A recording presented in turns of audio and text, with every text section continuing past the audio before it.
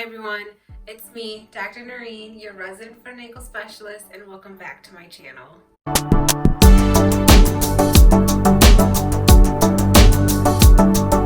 So you guys, in today's video, I want to talk about shoes. What makes a good shoe and what you should be looking for when you go shoe shopping. You guys, the recommendations that I'm going to make in this video will work for pretty much anyone in general. The recommendations I'm going to make in specific will be really good for someone who has flat feet or painful feet, and I'm gonna keep this video short and to the point, but if you'd like me to do a more detailed video really going into details about shoes and the different foot type and make a video about what type of shoes go well with what foot type, let me know in the comments down below and I will for sure do that for you guys. For right now, I'm going to keep this video really basic and I'm going to give you guys kind of 4 recommendations that you should look for when you're going shoe shopping, and those recommendations should work for a large majority of people. It'll really work well for people with flat feet and people who have painful feet. The recommendations that I am going to make in this video are ones that I give to patients all the time, because most people that present to a podiatrist with foot pain, they're usually there because of their flat feet. Not always. I'd say like maybe 90 to 95% of people that present to a podiatrist usually have flat feet. It's not always the case, and these are usually the recommendations that I give.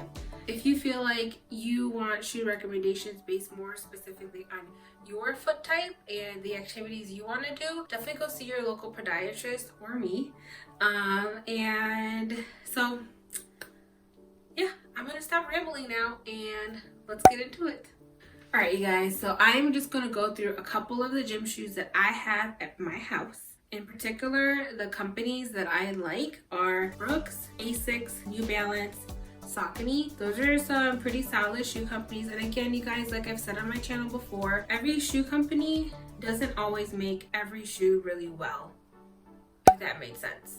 So basically what I'm trying to say is, although those 4 companies make really good shoes, just because you have a shoe from one of those companies doesn't mean it makes it a good shoe. So what I'm gonna do in this video is kind of break down what you should be looking for in a shoe, and you can take the things that I'm gonna tell you in this video and apply it to any shoe brand. So if there's a shoe brand that you like that I haven't mentioned before, but you feel like their shoes kind of fall into the categories that I'm gonna talk about today, let me know in the comments down below, because if there's a company I'm not aware of out there, let me know, you guys. We're gonna start off with this pair.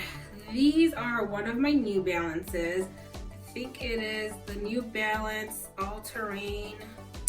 I think it's the New Balance All-Terrain. I'm not sure exactly what model this is, but this is one of the shoes that I have. Now, you guys, when you're looking at a good gym shoe for yourself, there's kind of 3 to 4 things you should be looking at. So I'll start from the back of the shoe and work my way forward. So what you should be looking for when you pick up the shoe at the store, you want to grab the back of the shoe. This is called the heel cup right here, and you want to make sure that this is firm and it doesn't easily collapse. So this, when I press down here, it's pretty firm. It does have a little bit of give, but not too much. And it has more give up here, which is okay. You really want the shoe to be firm here, because when the shoe is firm in this heel cup, it controls your heel and your calcaneus and the way it moves during gait, and it's going to lock it into a more stable position so that the movement throughout the rest of your foot as you walk is also more in neutral and will land a little bit more the way that it's supposed to.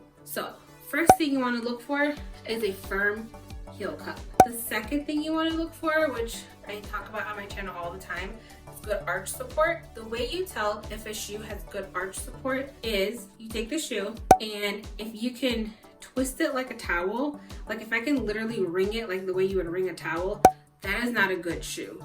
This shoe is pretty good because when I do try to twist it, this part moves, which is okay, because this you want to have a little bit of movement for your foot to go into. What I'm looking at for no movement is right here, along the bottom of the shoe and along the arch, where you're going to get that stability and support from your shoe. So right over here is when I'm twisting it, I want them to have minimal to no movement. So I've got nothing, not much there.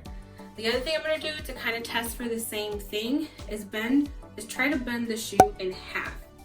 And when I try to bend the shoe in half, this right here still stays stable. It does not move.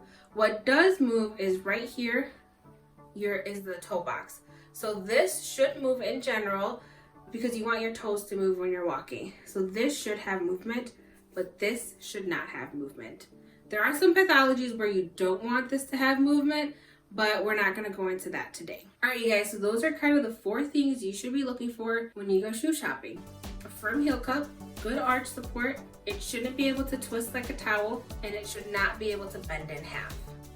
The only place where you should have movement or more movement is in the toe box right here, because you do want your toes to move. I'm going to do the same thing with another pair of my shoes. This is the Brooks Ravina 9. This is actually an old pair of one of my shoes that I need to throw out because they're too worn out. But I'll do the same thing with these. Again, it has a firm heel cup, not moving. It will collapse up here, which is fine, but not much movement down here. I'm going to twist. I've got movement up here, but not so much down in this arch part, which is what we want. And I can't bend it in half. Now this is moving a little bit more farther back than where you would normally want it, but that's because this is a pair that I wore for like 6 or 7 months and they're kind of worn out and I need to get rid of them. So that's kind of like after some time of being worn. But again, the arch is still relatively stable even though these are an older pair of shoes for me. You guys, this is my last pair that I personally have. This is the Brooks Adrenaline GTS 19. This is the shoe that I've been wearing now and it obviously needs to be replaced because it's getting old and gross. But again, it's got that firm heel cup. It's got the good arch support. I can't twist it like a towel.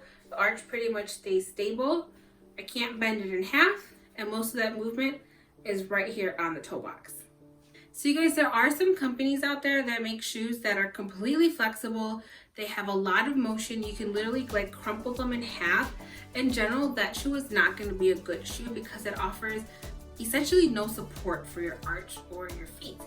Alright guys, so that's today's video. Super quick, hopefully to the point. Things that you should look for when you're going shopping for your shoes. And these 3 to 4 things are super applicable to anyone with flat feet or painful feet.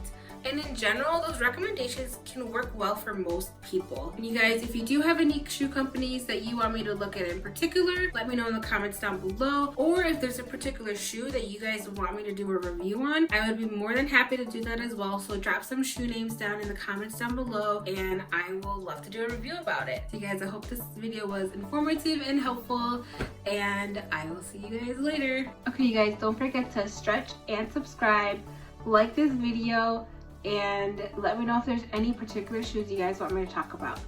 Bye guys, I'll see you next week.